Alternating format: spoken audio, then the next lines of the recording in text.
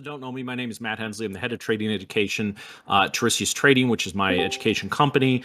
I kind of connected with the Blue Sky guys through LinkedIn. I had never heard of funded trader programs.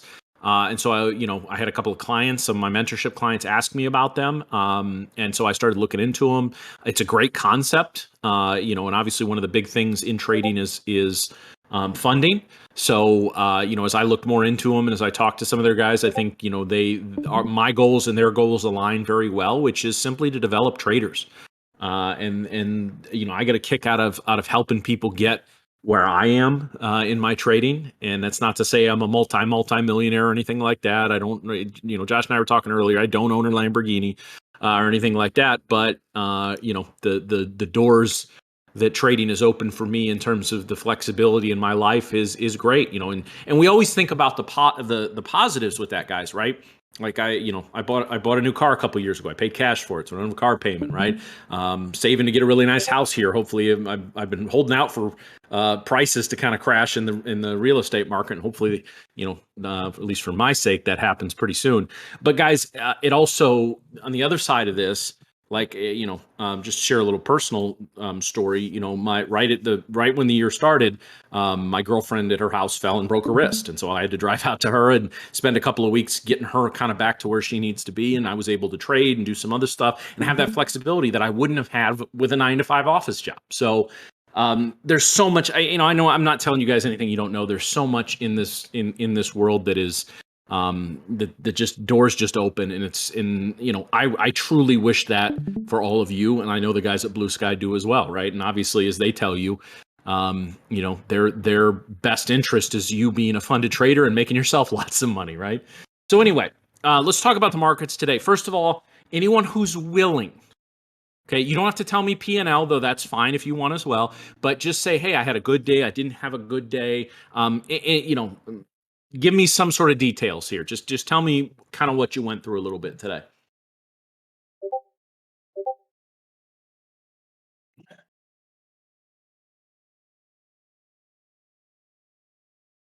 Oh, and by the way, we do have a giveaway. Correct, Josh? I believe. I don't want to speak out of turn there. Okay.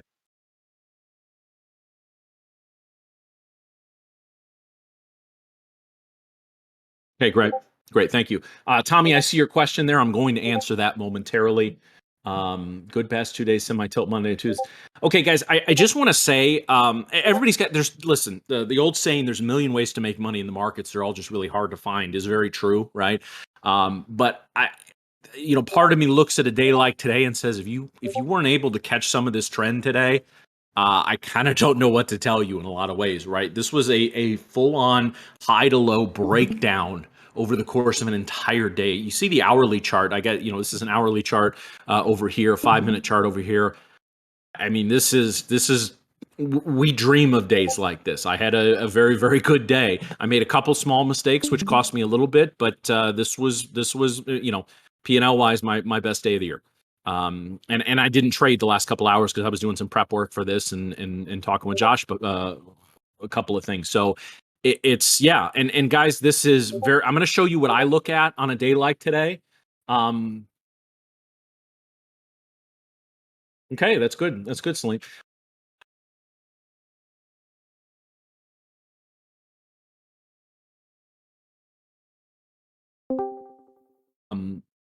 Simply because of the most liquid instruments, the patterns tend to play out a little more reliably in that particular. Hold on, let me close this squawk I have open.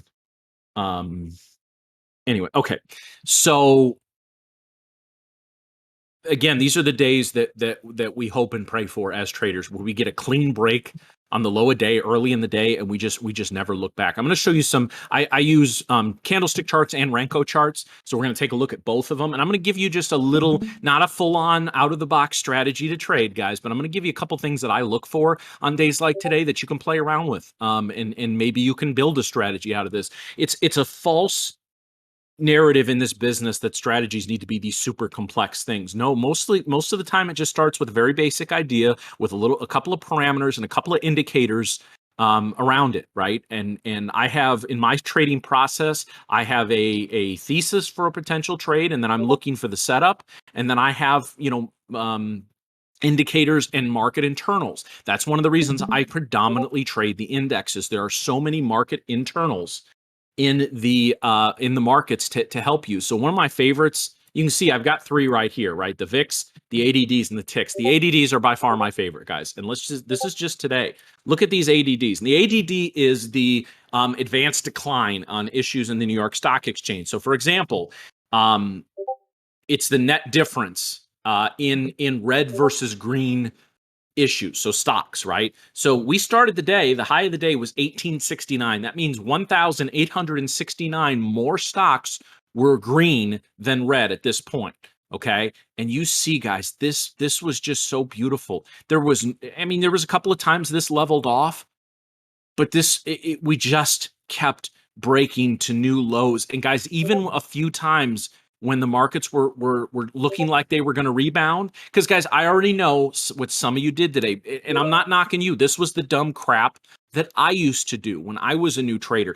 I don't care if your IQ is 250, guys. When you first get into trading, you're going to do some dumb stuff. We all do. It's a rite of passage, right? The markets have to make you feel like an idiot within the first 6 to 8 months of your trading career, at least probably 30 or 40 times. So most of you were trying to catch the dip today, weren't you? That were inexperienced. And again, I'm not making fun of you because I did all this dumb crap when I first started as well. And yet the ADDs told a story the whole day, guys. The VIX, I like the VIX. The VIX has not been behaving as much this year as I like.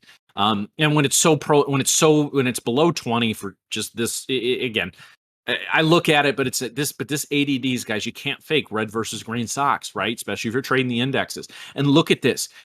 There was almost no situation today where the markets made a higher high on a trend, right? They leveled off a few times, but you can't fake this, guys. And this just broke down from an extreme positive reading to an extreme negative reading. This does not happen very often. And for context, I consider extreme readings plus 1,500 or above or below negative 1,500. Now, plus 1,000 or minus 1,000, that, I'll play with that. But that's just that's just a classic thing there. So told you what I did, guys. On a day like today, most of my strategies are designed for days that are like this, right? Now, tight ranges like 20, 30 point ranges in the ES or 50, 60 point ranges in the NQ, that can be tough to trade for non-scalpers. I'm not really a scalper. Most of my hold times are several minutes and not several seconds. Okay. But when we're getting in a 100 point range in the NQ, right? Those are my bread and butter days, right? I can hit a few trades before lunch, maybe a little, be a little cautious after lunch, especially if I'm sitting there with, with 4 figures of profit in my account. And I'm just going to sit there and kind of let the market really set up for some good trades. But a lot of this stuff can get thrown out the window on days like today, right? And this is where I think the Renko charts tell a very good story. And I don't have time to break down like all of the Renko stuff, guys. But I highly encourage you to check into it, right?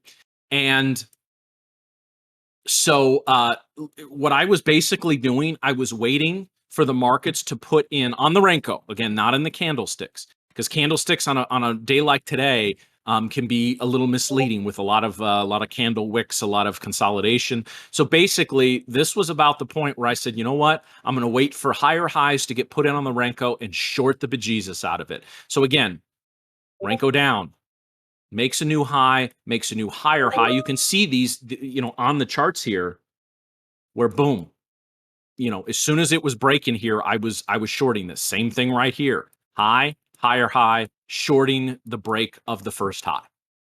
Okay. I'm not saying this is a tried and true system. And in most days, this probably will not work as cleanly as it did today. But I was sitting there 3 for 3 in my trades in the first about 3 hours with a really, really nice P&L. And guys, despite that this pattern played out a couple more, well, no, it didn't play out there. Excuse me. I was, like I said, after I went and I protected my profits and I paid myself, guys, right? As soon as I put in a really, really nice P&L, I went to Jimmy John's, got myself a sandwich. I sat back down. I started working on some and looking at some things to talk about for the event today. Okay, so this is just an example of a way we can look at the charts and just see when multiple charts are all telling you the same story. And again, usually I have Bookmap up, guys. It was glitching a little bit for me today. I'm gonna try and reinstall it later. I've had to do that a couple of times.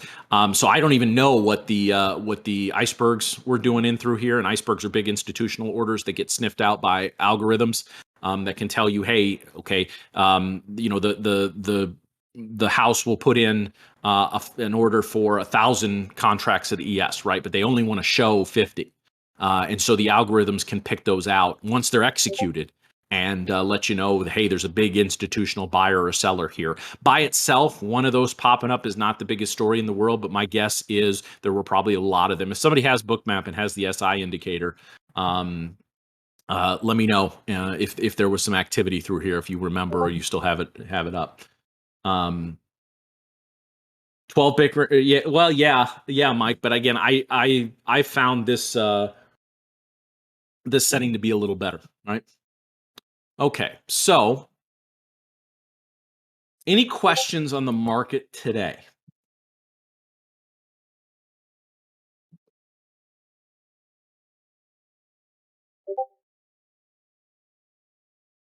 Yeah, I tend to stay away from power hour, LJ.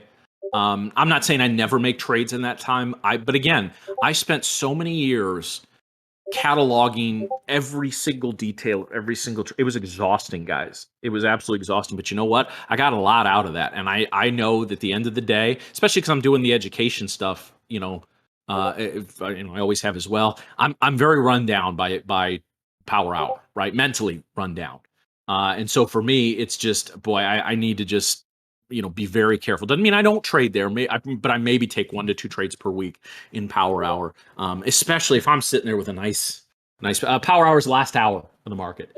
Um, so from 3 to 4 Eastern or 2 to 3 for those of us on a normal time zone here in Central Time. Um, okay, so there was a really good question. I got to scroll up here that Tommy put out there, and I want to make sure I get this. Where was that question? Okay, well, first of all, I'm scrolling back up here, guys. Futures trader, most common trade management mistakes. Go to the Blue Sky YouTube page, and I did a webinar on that last week. It talked about trade management mistakes. So how long have I been a trader for? About 10 years. Where was the? Oh, that's the last chat. Okay, I'm sorry. I've been reading. Okay, I have a question for you, Matt. What type of mental struggles did you go through in the beginning of your trading journey? Shoot, name it. Guys, the struggles that traders go through, it's not everybody's got a unique story, but the problems are mostly the same, right? And having a funded trader program, even on an eval, it solves about 10 problems, but it creates about 2 or 3 more. It's a net positive. Don't get me wrong. The more I've talked to some of the Blue Sky guys and heard about this, and I'm probably gonna, I'm testing out a couple of eval accounts and some new strategies. I may move some or all of my trading over in the next few months. We'll see. I'm actually about to sit down and do my next fiscal year budget. So I do that usually in March. So we'll see how that goes. But yeah, I mean, so I'm learning some of this alongside of you guys, right? So the danger when you first start an eval account is not losing, as I did, tens of thousands of dollars of your own money, right?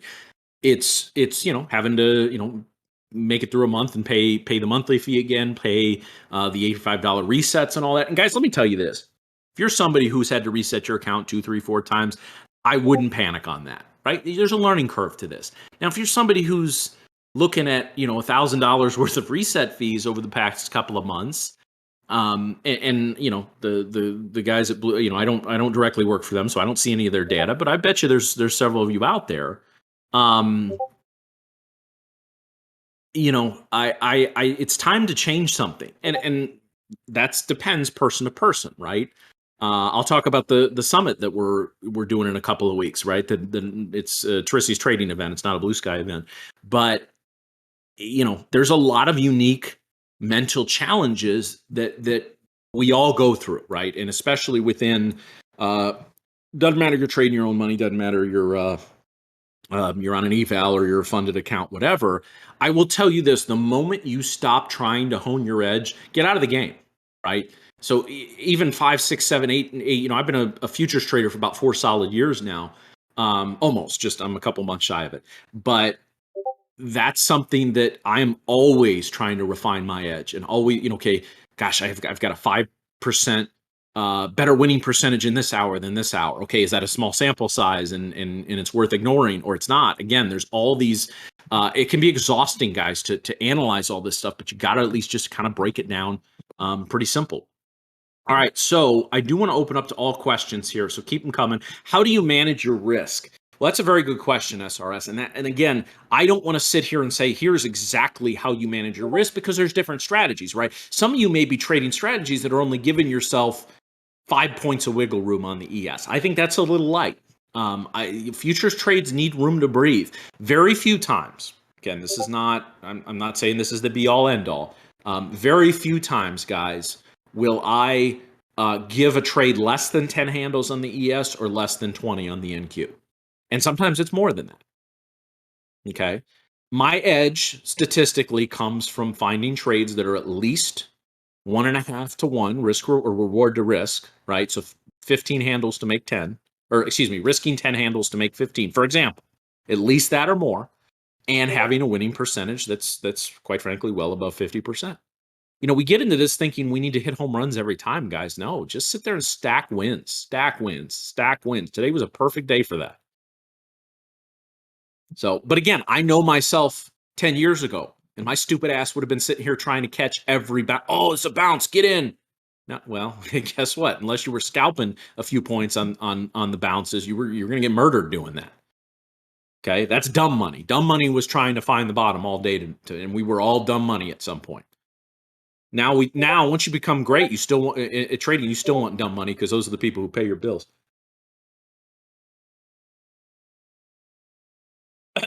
Okay, if I miss a question, please ask it again, because these are coming fast and furious, which is great. I was worried we weren't gonna have a lot of questions. Okay, Bob, who is your preferred broker? Well, right now, how I'm set up right now, guys, my personal trading account goes through Phillips Capital, and it's routed into Edge Pro X. Which is a rhythmic feed, so you can. I really like Edge Pro, and I like it for a couple of reasons. I like it also because the drawing tools are very good. So when I'm doing webinars and things like that, it's very easy to draw on the charts. Right? See if I can pull it back up here. They also have and they're not the only ones that have some of these tools, but they got a very good relative volume tool and a very good volume delta tool, which I look at throughout the day as well. So that's why I like them. It's pretty reasonable. It's about $30 a month to use their platform. So pretty good stuff. But again, guys, I'm find the platform that works best for you. And obviously, if you're an Edge Pro or a BluSky customer using your data feed, you get a rhythmic feed with that. But yeah, I mean, guys, between the NinjaTrader license and the rhythmic feed, you'd be paying 50, 60, $70 for that stuff on your own. So it's great that that's figured in. Okay. Again, if I missed something, guys, I apologize. Please. Are you? Yes, I'm in the U.S. I'm in the Chicago area.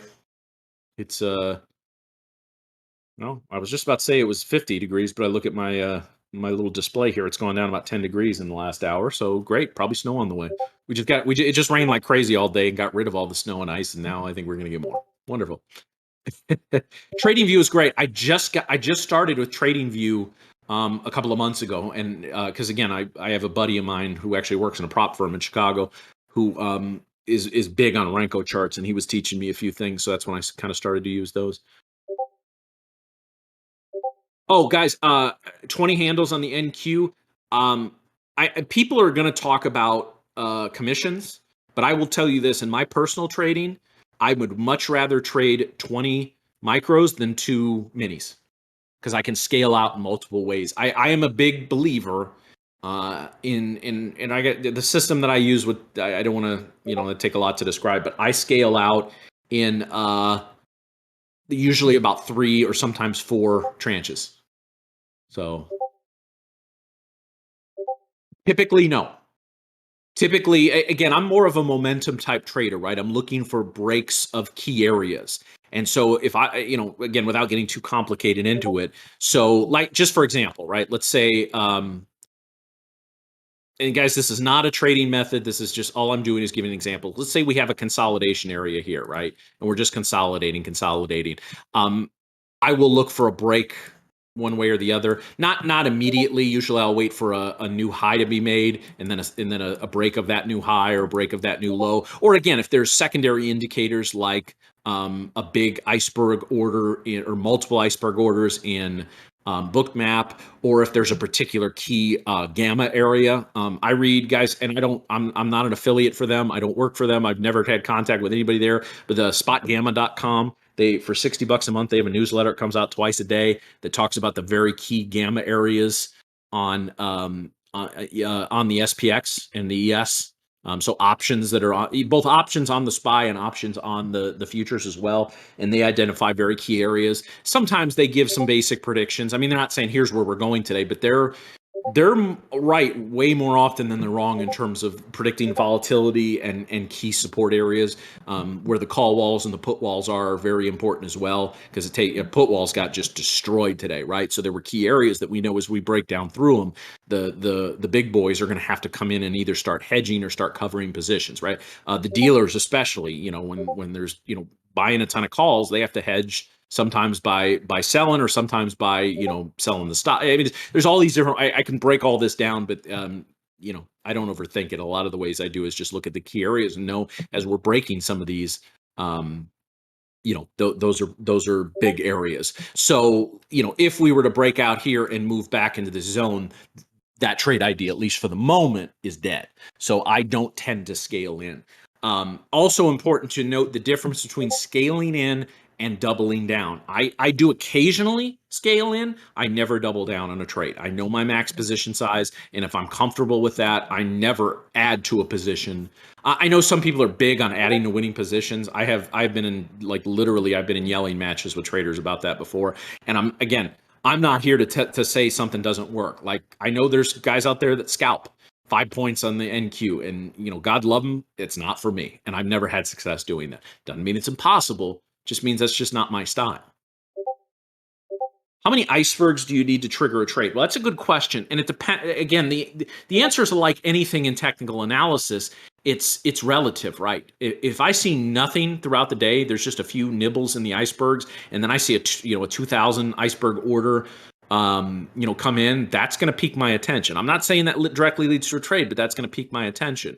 Whereas, seeing a couple different 500 ones, then it's all relative with that, guys. How much do you risk per trade as far as percentages of your account? I don't. Percentages of your account, guys, is a nice metric to start with, and I do think it's important for stock and options traders. Not as important, in my opinion. Not as important for futures traders, but I'm never going to let a trade. Guys, I don't let a lot of trades go more than $1,000 or $1,500 against me, and that's pretty rare. So it's more of a dollar thing. My losing days, thankfully, I don't have a ton of them, but my losing days are usually death by 1,000 paper cuts than one big loser, right? And sometimes, listen, one of my trading errors is I don't, I always talk about futures need room to breathe, right? Sometimes I don't give them as much breathing room, or sometimes I adjust the stop when I shouldn't. I get my stop taken out and then the thing runs the way I was originally in the trade. That's going to happen. If you can't handle something like that happening to you guys, don't be a trader, because it's going to happen. I don't care how experienced you are, especially futures, guys. For those of you that have not traded anything else and you got into futures, boy, are you jumping into the deep end of the pool. I'm not discouraging you. I mean, this is, I've moved more and more of my trading, and now, other than I do a lot of option stuff in my IRA and in some of my retirement stuff. Outside of that, 95% of my trading now is in the futures market. I believe that's where it's at. I believe, and especially with these funded trader programs, guys, I don't like to use the E word, easy. But it's a lot easier than trying to build up a $25,000 account to day trade stocks, or get around the PDT rules and options and stuff like that, right? So, I mean, this is where it's at. I think you guys are on the right path. You just kind of get there. So, Is there a period of the day you look to trade those large orders? LJ, I would say I was actually just having this conversation with Josh a couple minutes ago. Probably about 70% of my trades are in the first 2 to 2.5 hours of the day. I just find the action a little fresh.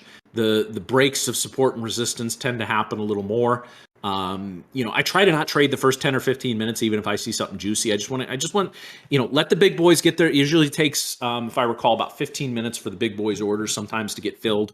So that's I'll let them get in there. Let's see what way the river's flowing, and then we can just hop in our canoe and paddle down a little ways, right? Just follow the current. Today was just again a beautiful day for that. Okay, let me catch up here. Tips on growing a small sized account. Well, I mean, again, yes, I have a lot of tips for that. But again, I want to kind of know my audience here and understand that most of you are hopefully gonna qualify for account. I don't know the stats, but even if you're just starting with a 25K account, then you're gonna get that size account, right? Um, but everything is scaling your strategies, and that's the beautiful thing about index futures, guys. You can scale. There's no amount of scaling that we as retail traders can do that spooks the big boys, right? None of us are trading $1 trillion accounts. At least I don't think that. I don't know if Josh can tell us if maybe there's a $1 trillion funded account coming down the pipe at some point, but I would tend to think no. If you Yeah, absolutely. But yeah, it's a so I again in fact I have whole presentations on trading small size accounts, but scuffed I see you're green. You're a funded trader. So what are you worried about?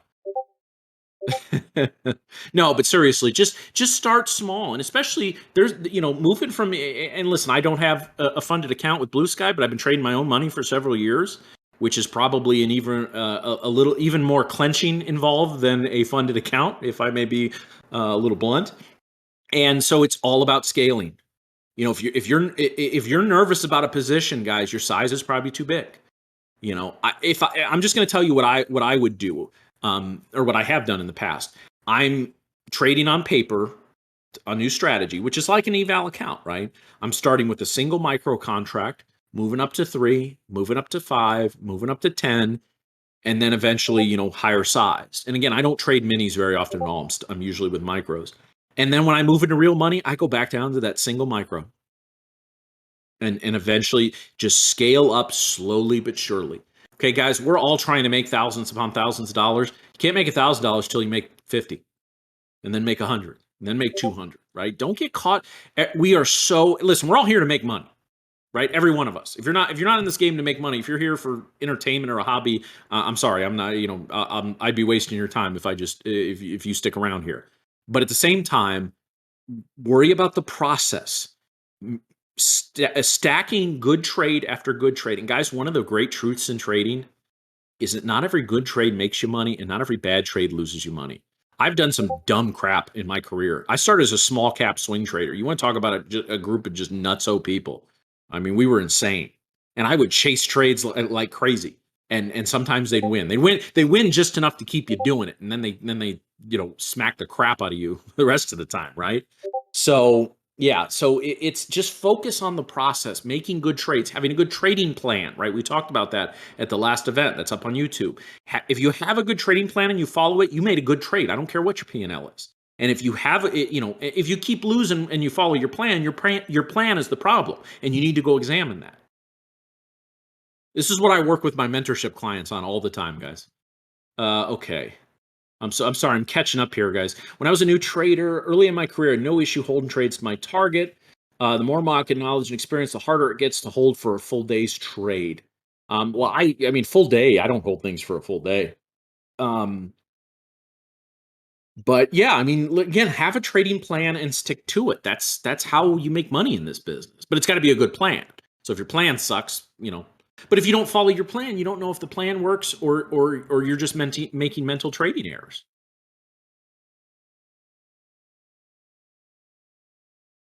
Yeah. So how do I find levels, guys? That's another reason I really like I've been trading the NQ a lot more over the last 6 months because it has so many levels built in. At whole, we saw there was a huge battle this morning. I talked about it in the trading channel around the 12,700 level. and the Bulls lost, right? And it wasn't just a drifting. If you were watching again, I didn't have bookmap up, but I bet it was going on there too. If you were watching the dome and watching the time and sales, and it's not that there's a particular level, I'm interested in or say I have to see this number here, but this was not just a few contracts going back and forth. These two, they were battling, they were fighting each other.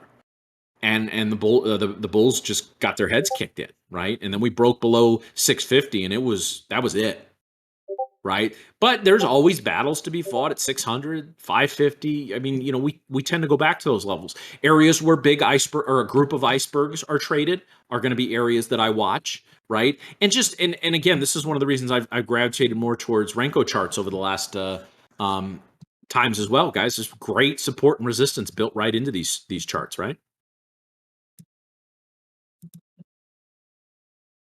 Okay, let me catch up here, guys. Again, if I'm missing something, I apologize. Any tips on trading the news? Yeah, freaking don't. Oh, yeah, somebody responded. Hey, there we go. I'm going to click that. I don't trade news, guys. I really don't. I believe, guys, I am no conspiracy theorist, but there's basically, what is it like? There's like 10 or 12 fund managers that manage almost like 90% of the money in the markets. And it's not maybe a singular person, right? It's a group of people or a board. You got all these different ones. These guys all live in New York. They vacation in the Hamptons. They're golfing together all the time. You don't think they talk? Come on. You know, I had a buddy that worked at a education firm I worked in about 6 years ago. He lived just New York, north of New York City, a little upstate, like 50 or 60 miles upstate. But he was on a direct line between New York and the Hamptons, and he would tell us when he saw all the helicopters flying over his house on a Friday, right? Because all the hedge fund guys, they get on their helicopters on Friday and they fly to the Hamptons for the weekend, right? He says there's sometimes as many as, 20, 20 30, 40 helicopters that fly over. And he said most of the time it happens 4, 5, 6 o'clock on Friday night. He says, but there are days it would happen at lunchtime on Friday. And he would tell us that. And he'd say, you know what, volume's going to be dead this afternoon. He was right 10 out of 10 times, right? So it's, yeah, I mean, again, it's why it's like on a day like today, trying to, buy every dip or find the bottom. You're swimming against the current. You're swimming against the riptide. I live in the southern tip of Lake Michigan. A few people die every year trying to swim against the riptide.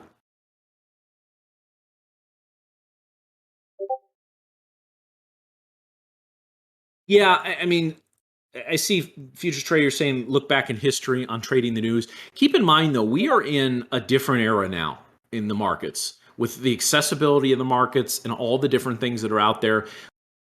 This is not even 10 years ago or even 5 years ago, let alone 20, 30, 40. So I hesitate to trade any kind of news because it's just a small sample size. If there was, I know we have like FOMC and I know, but FOMC didn't matter during COVID, right? What was the market reacting to for the first half of 2020 with COVID? The biggest of news events were who was the idiot in New York? Cuomo. His news conference is talking about and the New York City mayor talking about cases, right? Because New York and parts of California were harbingers for the rest of the country. So the markets were heavily reacting to the hospitalization numbers and all that. Now we're reacting to the FOMC and the things that were traditional. But yeah, everything is a small sample size when it comes to news. There's no news event. If there was like I know like the oil guys watch the rig reports and all that kind of stuff, but I don't know. It's just I haven't found an edge there. If you do, good for you. I'm not here to tell you there's none that exist. I'm just it's just not something I've found success in over the years.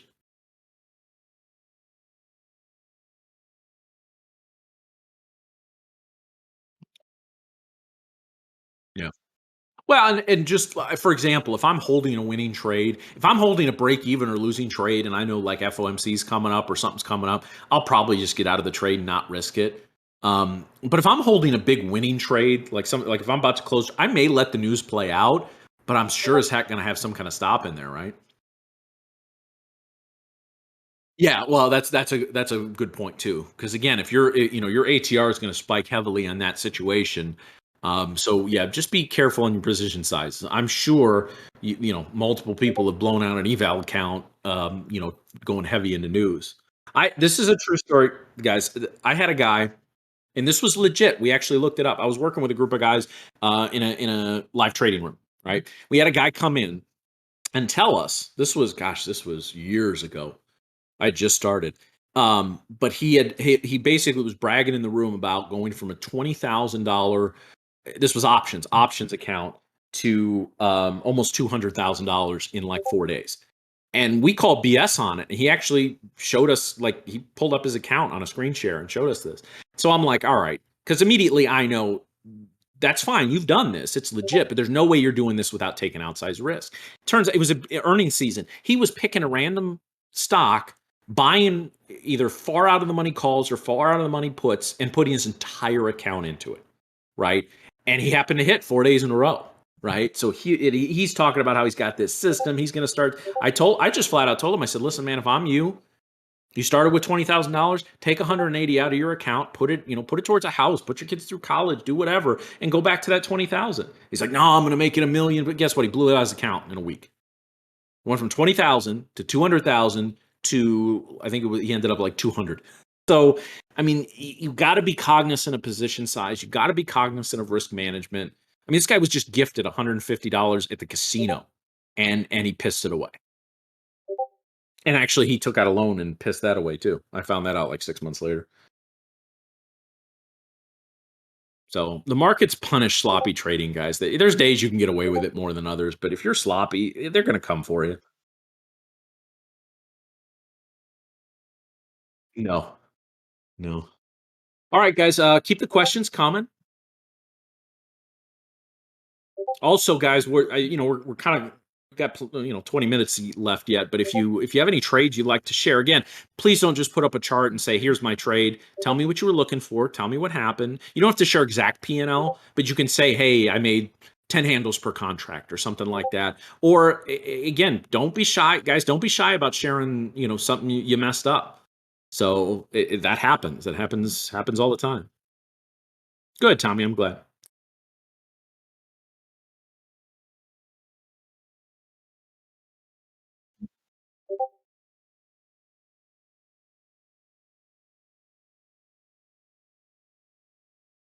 Yeah.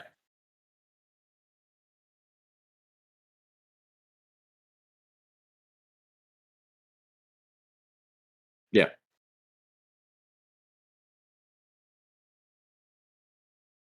Oh, without a doubt. I mean, it's especially in something like the NQ that's just going to whip you around like crazy.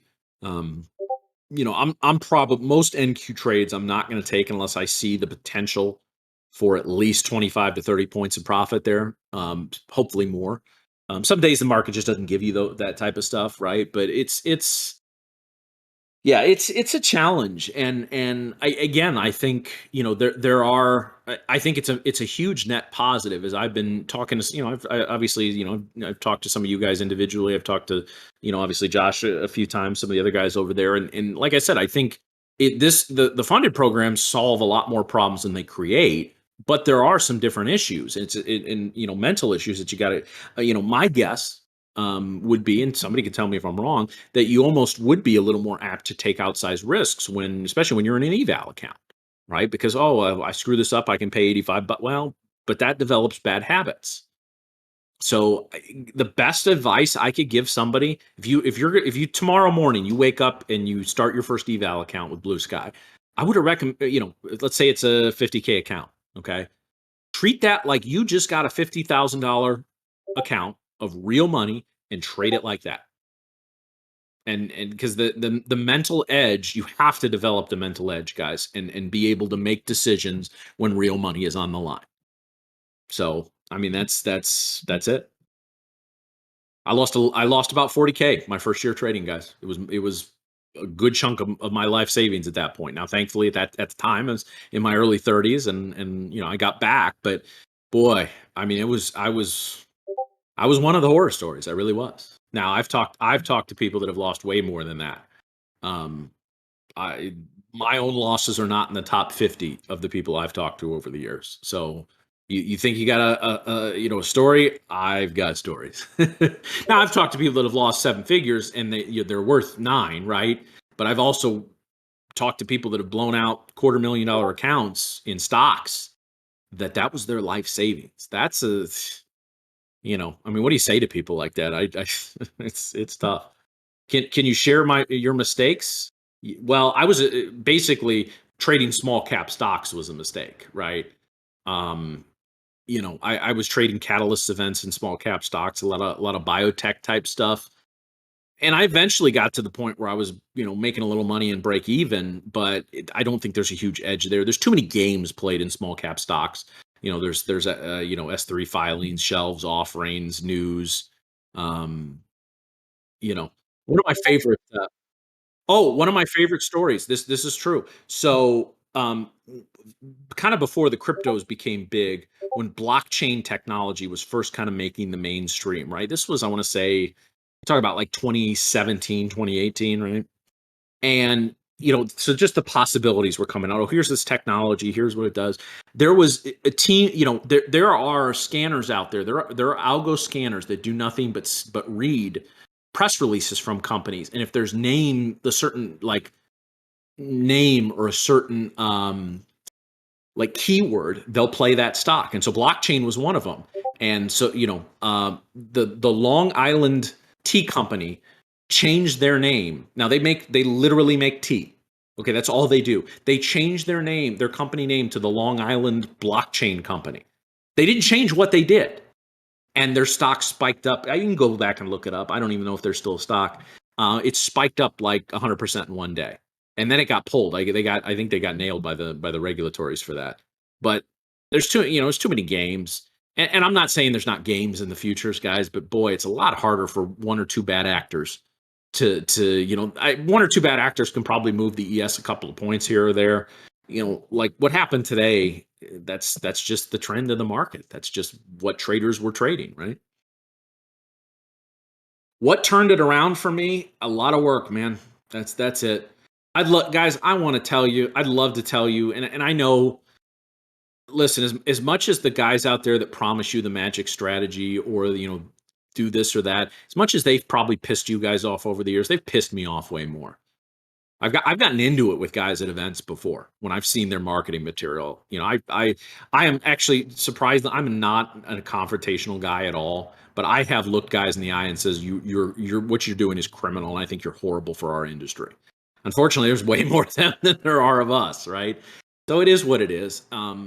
That is something that's tough, guys. I mean, listen, I can sit here and tell you, the way I teach and the way is better than everybody, and I truly believe that. But at the same time, you don't know me from Adam, right?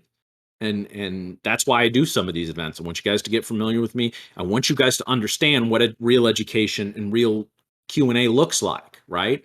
And I want you to find that. Well, guys, one thing that's huge is, and this is one of the reasons, like I decided to start, being a contributor here and helping out on kind of a, an unofficial and non-employee basis is, uh, they're really interested in building this community through this Discord channel, through events like this.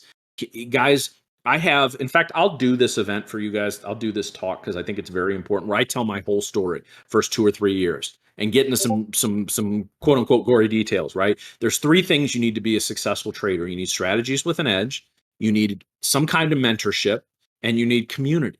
And right here, community is again, I'm not going to tell the story because it takes about 10 minutes, about the first trading community I was a part of that I kind of stumbled into by accident. It was just 6 of us, and we helped each other and kept each other accountable. If you don't have anybody keeping you accountable in your trading, guys, um, that's you've got to. Especially, again, that's one of the mental problems that a funded trader program is going to create rather than solve. Right? Is, again, you're not losing your own money. And I didn't hold myself accountable after $5,000 in losses or $10,000 in losses. Took me blowing out 80% of my account for me to hold myself accountable. Now the flip side of that is, listen, you bomb out your account here, they're going to hold you accountable. You can't trade anymore unless you reset, right? So again, I'm still learning the ins and outs of some of this stuff like you guys are, and what are the problems that are solved and what are the problems that are created. I think it's a net positive. It's a huge net positive. I mean, gosh, you guys figure this stuff out in a few months, and you can be, I'm not saying that's typical. I'm not saying that's going to happen to you, right? Disclaimer. But like Josh said the other day in the room, what's the dream? Turning whoever wins the free account here that we're going to give away in about 5 minutes. Um, What if they turn that into a full-time career? Or what if it takes you 6 months, guys? And I know they do discounts and that stuff, but let's say your 50K account is $200 a month, which I'm overestimating, right? 6 months, so it's 1,200 bucks plus 10 resets, right? So you're talking 2 grand to eventually get a hold of a $50,000 account and trade. My goodness, guys, that is the dream. God, I wish that crap existed when I started, man. I would have saved me a lot of time and energy.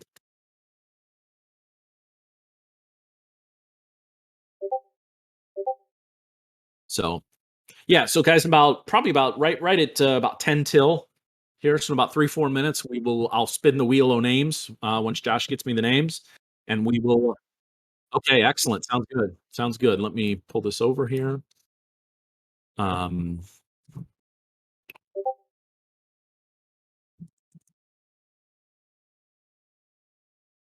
and then we will get going. So, guys, I am still doing this summit, and at the request of the Blue Sky guys, I am anyone I'm extended the early bird.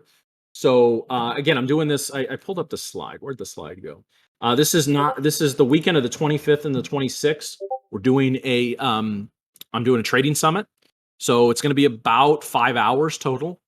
Okay, so we're going to do it live over the course of two days. It's going to start at 11 Eastern on Saturday and Sunday. We got strategy Saturday and psychology Sunday, right? And again, the price if somebody goes on the website and buys it now is 350, but it's going to be 197 for anyone who buys today. So let me put the coupon in the chat.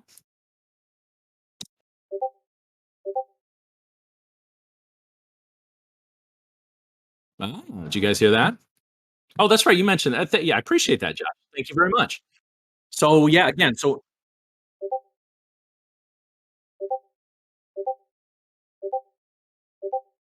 again, there's the code, guys. You click on that. It should take you right to the checkout page with the code entered. If you have any problems, let me know. Um, but you also get access, guys. I don't sell a la carte video courses anymore. It's a philosophy thing. I don't think them by themselves help. I think you have to have live instruction with them. But I have about a 3 hour course, well, about 2.5, excuse me. Trading as a business. I talk about putting together a business plan for your trading. And actually, the Blue Sky gives you some, because you have a monthly fee in the resets. That's usually your costs are not known. That's a very known thing. And it's obviously makes things very accessible. So I am going to record them. You're going to have access to that. And we're going to build out. I'm going to teach you some of the stuff that I do day to day, and we're going to build out a strategy or two together to test. So I'm really looking forward to that, guys. I haven't done one of these for about a year. I did a 3-day one last year, which was exhausting. I charged $1,000 for it, and I got a lot of people to show up. So this was specifically put together for Blue Sky clients. I mean, I've opened it to my list as well, but guys, this is specifically going to be designed for you guys, for the futures traders who are trying to trade for a living.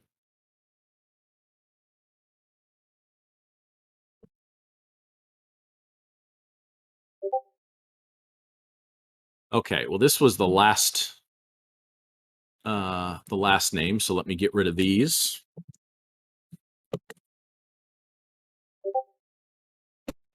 All right, looks like Josh has given me the names here. Yes, he has. Thank you very much. Okay.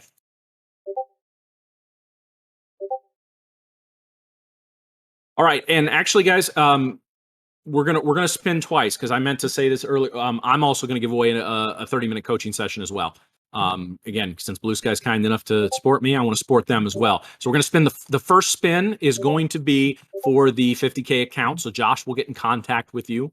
And the second spin will be for a 30-minute one-on-one with me. Now, again, I say 30 minutes. I don't put a clock on it. If we go over, it's not like I cut it mid-sentence. All right.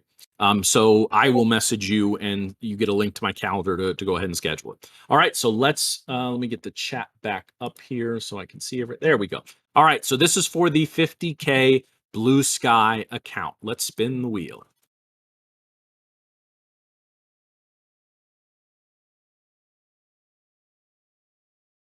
Rico the John. So I will let that is you, sir. So I will have so Josh will be reaching out to you. All right, now this is for, sorry, you can't win both, so we got to take your name off the wheel. This is for the one-on-one. We can talk anything trading that you want. So here we go.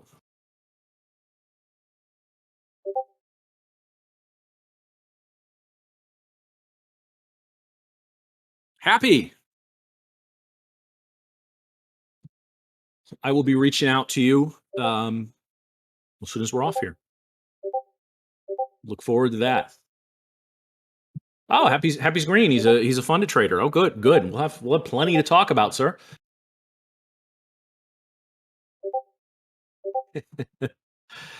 All right, guys, we got a few more minutes. If anyone wants to share a trade, they're welcome to. But quite frankly, I didn't expect the questions to take us this long, which is good. That's a good thing when people are in here asking questions. So I will stay till the top of the hour as I said I would, and we'll keep on some questions.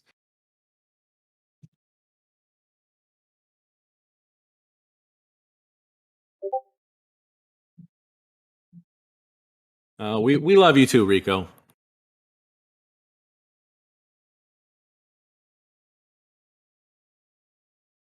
Hey guys, and that's the thing, and that's why as this community grows, guys, this is why I have to see you guys asking questions, right, in the room or sharing tips and stuff in the room. I'm not saying, take somebody's trades or anything like that. Trust me, guys, I'm not, there's a lot of great teachers of trading out there. There's some really good live trading rooms, but at the same time, the true dream is doing this for yourself, finding your own trades and all of that. I'm not saying you can't learn from other people. I spent years running live trading rooms, but at some point there's a law of diminishing returns there, right? Because all right, you follow, Bob, fictional trader Bob. You follow his trades. What if Bob decides to take a month off? Or what if he decides, you know what, I've made millions, I'm retiring. Well, then what? Then your career's over.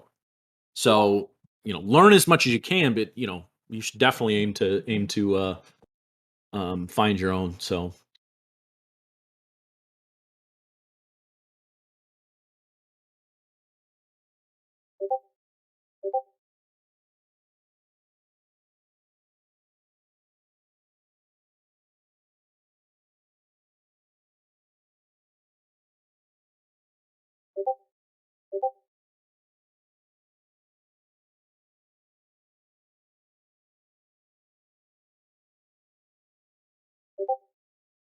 yeah, and guys, again, it is in everybody. I mean, we're all united in our goals, right? We want you guys to be very successful long-term traders.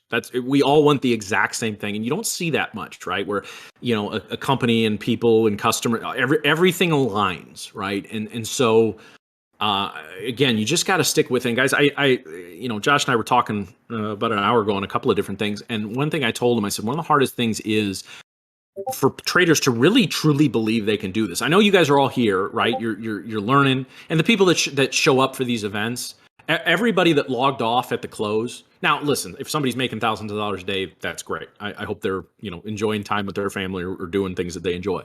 But anyone who struggled today or blew out their eval account today and then didn't stay for this event, there's nothing I can do for them, right? I mean, I'll help them if and when they reach out. But you guys who stuck around, whether you're successful or not, you've started an eval or not, you're funded or not, guys, the funded traders that are here for this thing, those are people to bet on long term, right? Because they're willing always refine their edge, right? My time doesn't allow me to attend as many as I want, but even as I was becoming a successful trader, I'm still attending webinars or getting mentoring from people, right? Never be too proud in this business. That you the instant that you need to be humbled, the markets will humble you. I promise. It happens to all of us. Still happens to me a couple times a year where I'll have a really good week or a good month. I get a little cocky and start taking a couple of liberties, and the market is like, oh, we got this guy again, huh? All right, come over here. Right? Yeah, come talk to me in this dark alley over here, right? And then next thing you know, you're missing your wallet and you got stabbed. So it's a you know it's okay to be confident, but the markets always punish cocky. They just always do. All right, so I will take one more question here, guys. The next one, oh, I see the. Do you ever do pre-market stuff? No, I don't. I mean, if there's a market for that at some point, maybe. But I'm just trying. I got to build up Beyond the Bell first, which Beyond the Bell is on my YouTube channel, guys. I do it usually Monday through Thursday. Obviously, didn't do it today. It's about a 15-minute show, runs right after the markets. Um, so yeah,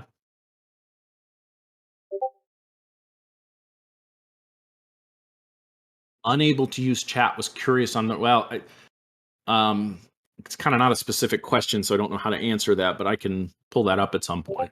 I know a lot of futures traders use that. Like I said, I learned it from a buddy of mine who trades at a prop firm in Chicago. Well, tell him to message me. It's fine. Guys, you're always welcome to reach out and direct message me. I mean, there's only so much I can do in a text-based environment. But if you can attend the summit, guys, and you want some one-on-one coaching, I have a package that I put together specifically for the Blue Sky traders as well. Um, so if you need help, reach out. So I've had a lot of people. Yeah, you guys, I have. If I have 10 people reach out to me, and this isn't you guys. This is just a business. That means all 10 of those people probably need help, right? Maybe one or two follow up and do some of the legwork. There's just guys, quite frankly, there's just too many people in this business who aren't willing to put in the time and the effort. They want the rewards, they're not willing to put in the time and the effort. So I'm kind of preaching to the choir because again, you guys are taking time out of your day to attend this event outside of market hours, and I hope something I've said. If you've taken one or two things away from this, guys, that's it, right? There's no. That's absolutely it. Okay, good question. This will wrap it up. What do you look for when determining whether or not to trade midday or afternoon session? Well, I don't have an official um like I know some traders, even some experienced traders say, "Hey, I hit $1,000 of profit, I'm done for the day. I move over to the sim." And I do like that mentality. And when I have made, a grand, 2 grand, whatever on a day, I'm going to protect it. But I do think on days like today, where there's so many great opportunities, you can limit yourself. That's just my philosophy. I'm not knocking anybody else's. But when I didn't trade after lunch today. Well, no, I take it back. I took one small trade, but because I was sitting there with a pretty nice green day, so there wasn't the need to. So, but there's some days where the markets are just crap in the morning and then really get going in the afternoon, right? So again, it's I would love to give you a hard and fast answer to that, but it's what are the markets doing? How have I traded for the day, right? Um, Typically, and thankfully this doesn't happen more than once or twice a month, if my first 3 trades are all losers, I don't officially shut it down for the day, but I do not allow myself to take anything other than A plus setups the rest of the day. I have kind of a grading system on my setups.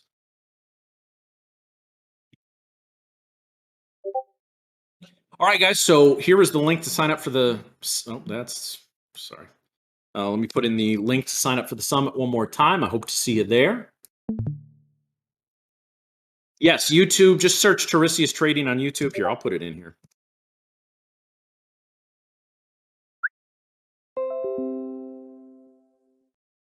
I have a few shorts on there, guys.